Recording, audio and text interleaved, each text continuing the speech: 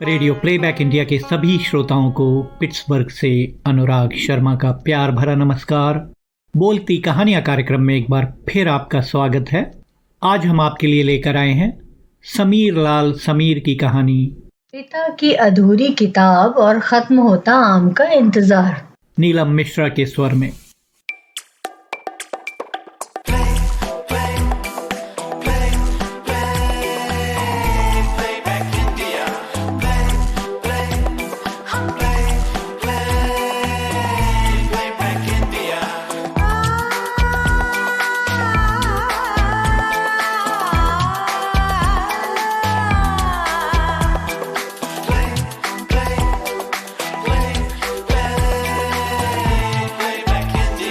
Radio playback India.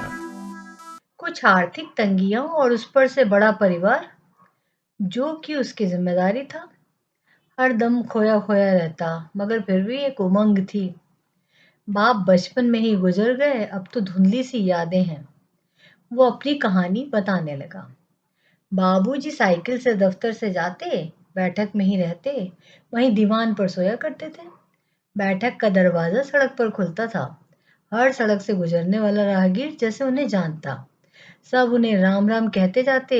वो वहीं दीवान के पास अपनी टेबल कुर्सी पर पट्टीदार जांघिया और बनियान पहने कविताएं लिखा करते थे। वो बड़े डाकघर में बाबू थे।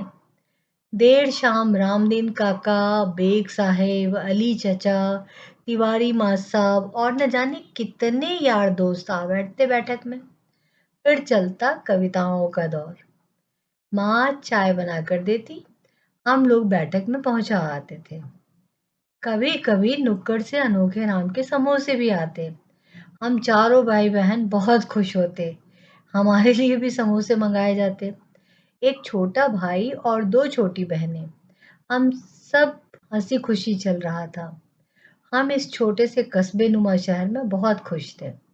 एक रात पिताजी के सीने में दर्द उठा। डॉक्टर चचा तुरंत भागते आए, कुछ इंजेक्शन भी दिए। पिताजी आराम से सो गए, मगर फिर कभी ना उठे। बहुत भीड़ जमा हुई थी उनकी शव यात्रा में। फिर उस भीड़ से छट कर रह गए मैं, माताजी और दो छोटी बहनें और एक सबसे छोटा भाई। मैं दर्जा 4 में था उस वक्त। उस साल अली चाचा के आंगन में लगे आम के पेड़ में आम नहीं आए थे। हम बस इंतजार करते रहे। थोड़े से फंड के पैसे, कुछ साहित्य संस्थानों के अनुदान से प्राप्त एक मुश्त रकम और एक छोटी सी पेंशन, बस काट कटौती में जिंदगी चलने लगी। माँ कम और बाप ज्यादा हो गई। हर वक्त हमें जीवन में तरक्की की सलाह, हमारी हर जरूरतों में घर और बाहर दोनों जिम्मेदारी। उम्र से पहले ही बूढ़ी हो गई और मैं तो खैर अपना बचपन खो ही चुका था। माँ की चिंता होती थी, बस जाहिर नहीं करता था। ऐसा लगता है माँ समझती थी। जब 11वीं का बोर्ड का परीक्षा फल आया तो मैंने प्रथम श्रेणी प्राप्त की। माँ को बताया, मानो उसके सारे सपने पूरे हो गए। अगली सुबह वो नहीं रही। उसका मरने के बाद का चेहरा याद है, बिल्कुल निश्चिंत, जैसे कि कह रही हो तुम हो ना। अब मैं, मेरी दो छोटी बहनें और सबसे छोटा भाई। उस साल भी अली चाचा के आंगन में लगे आम के पेड़ में आम नहीं आए थे। हम बस इंतजार करते रहे।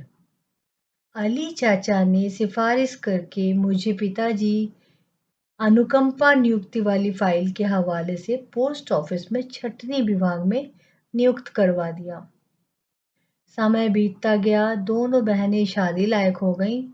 कोशिश मशक्कत कर कर्ज तले दब दोनों को समाज में अच्छा ब्याह दिया।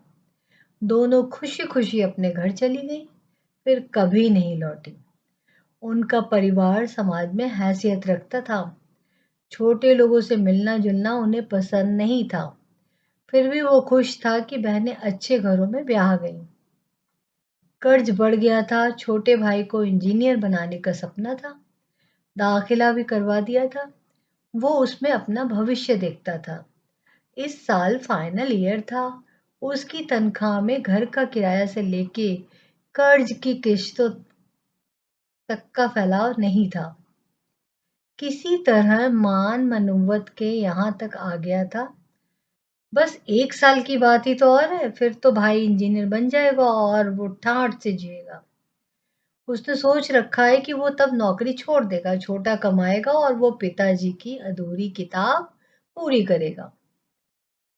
इंजीनियरिंग खत्म कर छोटे भाई ने आगे पढ़ने के लिए अमेरिका जाने की पेशकश की। उसने इसे समझाया भी कि बेटा कुछ दिन नौकरी कर ले फिर कमाकर चले जाना, मगर उसके सब दोस्त तो अभी जा रहे हैं।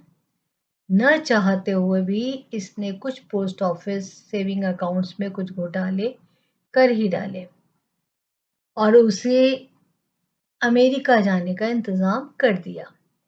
वो सोचता था कि अमेरिका से पैसे भेज देगा, तब सब अकाउंट्स में वापस डाल दूंगा और किसी को पता भी नहीं चलेगा। भाई अमेरिका चला गया। ऐसी बातें कब छिपी हैं? विभागीय तहकीकात हुई, घर पर छापा पड़ा, नौकरी से हाथ धो बैठा। जेल जाने की नौबत आ गई। अखबारों में उछल कर खबर छपी। छोटे भाई के दोस्तों ने छोटे भाई को अमेरिका फोन कर दिया। उसका फोन आया था सामने वाले पीसीओ में। भैया, आपने ये सब क्या किया? मुझे तो अपने आप को आपका छोटा भाई कहते हुए शर्म आ रही है। आज से आप मेरे लिए मर गए। मैं अब कभी उस शहर नहीं लौटूंगा। आपने मुझे इस लायक नहीं छोड़ा कि मैं लोगों को मुंह दिखा पाऊं। और उसने फोन काट दिया था। उस पर केस चल रहा था। 3 माह जेल में रहने के बाद जमानत हो चुकी है। अली चाचा के सर्वेंट क्वार्टर में रहता है। दिन भर उनके लिए बाजार जाने से ले बच्चों को स्कूल पहुंचाने आदि में व्यस्त रहता है। चाची दोनों टाइम बचा खाना खिला देती हैं। दिन कट जाता है, बस रात में नींद नहीं आती, पता नहीं क्यों। पिता की अधूरी किताब आज भी अधूरी है। इस साल भी अली चाचा के आंगन में लगे आम के पेड़ में आम नहीं आए। उसे इंतजार भी नहीं, उसे अब आम पसंद नहीं आते।